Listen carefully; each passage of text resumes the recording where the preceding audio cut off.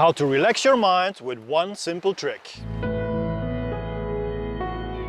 Hello, this is Gert from GertLeroy.com. Peace in every breath. So, your mind goes in overdrive. You like to shut it down for just one moment. No more thoughts running through your head. But you don't know how. That's a problem, right? In this video, I'm going to show you how to relax your mind with one simple trick. So what are we going to do? We're going to alternate inhalation and exhalation between nose and mouth. Here we go. Close your eyes. Breathe in through your nose. Breathe out through your mouth. Now breathe in through your mouth. Breathe out through your nose. You're going to do this the whole time with your eyes closed.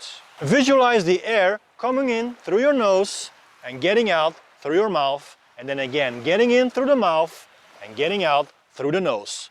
By the way, if you find it difficult switching your breath between nose and mouth, let me know in the comments down below. Relax your shoulders, relax your neck. Just keep on focusing on switching between nose and mouth. One more time. In, out, and when you're done, open up your eyes. That's it. Hope you like it. If you have any questions, let me know in the comments down below. Give me a thumbs up and do subscribe to this channel. Peace in every breath.